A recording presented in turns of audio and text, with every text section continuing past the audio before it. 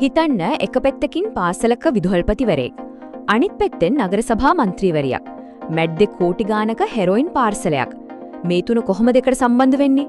අද අපි කතා කරන්නේ හරිම පොඩි සිදුවීමකින් පටන් අරගෙන අන්තිමට මුළු රටක්ම කතා කරන දැවැන්ත ජාලයක් ගැන හෙළිවුණු කතාවක්. ඉතින් අපි මේ මුළු කතාව පුරාම හොයන්න යන්නේ මේකට උත්තරේ. කොහොමද සාමාන්‍යයි කියලා හිතපු ඩ්‍රග්ස් වැටලීමක් අන්තිමට දේශපාලනයයි පාතාලයයි ඔක්කොම පටලව ගත්ත කුමන්ත්‍රණයක් ගැන හිලි කරන්නේ. හොඳයි. මේ හැම දෙයකම පටන් ගන්නම. ඒක ඇත්තටම හරිම සාමාන්‍ය සිදුවීමක්. කවුරුත් හිතුවේ නෑ මේක මෙච්චර දුර දිගේ යයි කියලා. ඒත් පස්සේ තමයි තේරුනේ අපි දැකලා තියෙන්නේ දවන්ත අයිස් පරයක උඩින් තියෙන පොඩි කෑල්ලක් විතරයි කියලා. හරි කතාව පටන් ගන්න ඔක්තෝබර් 29 වෙනිදා. අන්න එදා තමයි මේ අත්අඩංගුවට ගැනීම සිද්ධ වෙන්නේ. ඊට පස්සේ තමයි කතාවේ නියම හරිය පටන් ගන්නෙ. අත්අඩංගුවට ගත්ත සැකකරු ඇතුලේ ඉඳන් එළියට කතා කරන්න පටන් ගත්තාම විමර්ශනවලට අලුත් පාරක් විවර වෙනවා. හොඳයි. දැන් අපි යමු කතාවේ ඊළඟ කොටසට.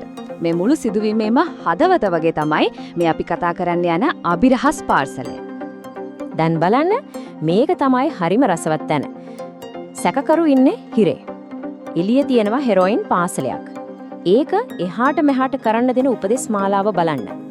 මුලින්ම යාළුවෙකුට කියනවා, පස්සේ යාළුවා විශ්වාස නැති වෙනවා, ඊට පස්සේ තාත්තට කියනවා. මේකෙන්ම තීරණව නේද එයා කොයිතරම් කලබල වෙලාද ඉඳලා තියෙන්නේ කියලා.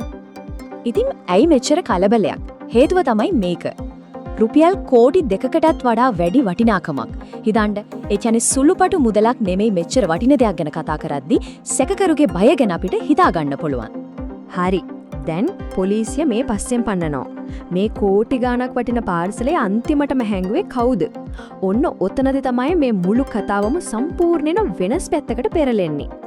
මොහොතක් හිතන්න. කෝටි ගණනක් වටිනා මද්‍රව්‍ය පාසලයක් සංගවන්න තරම් විශ්වාසය තියන්න පුරාල් කාටද? හිතාගන්නවත් බැරි උත්තරයක් ඒ තමයි රජයේ පාසලක විදුහල්පතිවරයෙක්. ඔව්, ඒ වෙන කවුරුත් නෙවෙයි අර මුලින් අත්අඩංගුවට ගත්ත සැකකරුගේම තාත්තා. පොලිසිය ඔහුගේ ගෙදර පිටිපස්සේ වලදාලා තිබුණු හෙරොයින් තොගය හොයාගත්තට පස්සේ තමයි මේ කම්පිත කරන ඇත්තේ එළියට එන්නේ. හැබැයි කතාව මෙතනින් ඉවර වෙන්නේ නැහැ. විදුහල්පතිගේ අත්අඩංගුවට ගැනීම කියන්නේ මේ විහිදෙන ජාලයේ එක පුරුකක් විතරයි. කතාවට තවත් තට්ටුවක් එකතු වෙනවා. ඔන්න බලන්න මේ සම්බන්ධතා ජාලය දිහා. විදුහල්පති, එයාගේ බිරිඳ, ඒ කියන්නේ නාගරික මන්ත්‍රීවරයා. මේ ඔක්කොම එකට ගැට ගැහෙන විදිය තමයි විමර්ශන වලින් එළියට එන්නේ. ඊට පස්සේ එනවා මේ කතාවේ බරපතලම හෙළිදරව්වා. පොලිසිය කියන විදිහට මේ පවුලට ලංකාවේ ප්‍රසිද්ධ පාතාල නායකයෙක් එක්ක ඥාති සම්බන්ධයක් තියෙනවා. දැන් පේනව නේද? මේක කොයිතරම් ගැඹුරට යන කතාවක්ද කියලා? හරි. එතකොට දැන් මොකද වෙන්නේ? අපි බලමු දැනට තියෙන නිල වාර්තා අනුව මේ සිද්ධියේ වර්තමාන තත්ත්වය මොකක්ද කියලා. ඉතින් මේ තමයි දැනට සිදුවෙමින් පවතින දේවල්. විදුහල්පති සහ මුල් සැකකරු අධිකරණයට ඉදිරිපත් කරන්න නියමිතයි.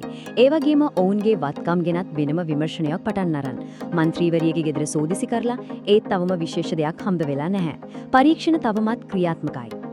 ඉතින් පාසලකින් පටන් අරන් දේශපාලනය හරහා පාතාලය දක්වාම විහිදුණු මේ සම්බන්ධතා ජාලය ගැන සම්පූර්ණ විමර්ශනයකින් තව මොනවා එළියට ඒවිද ඒක අපිට අනාගතයේදී බලා ගන්න පුළුවන් වෙයි. මේ කතාවේ බරපතලකම සහ සංකීර්ණත්වය අපිට ආයමත් මතක් කරමින් අදට අපි මෙතනින් නවතිමු.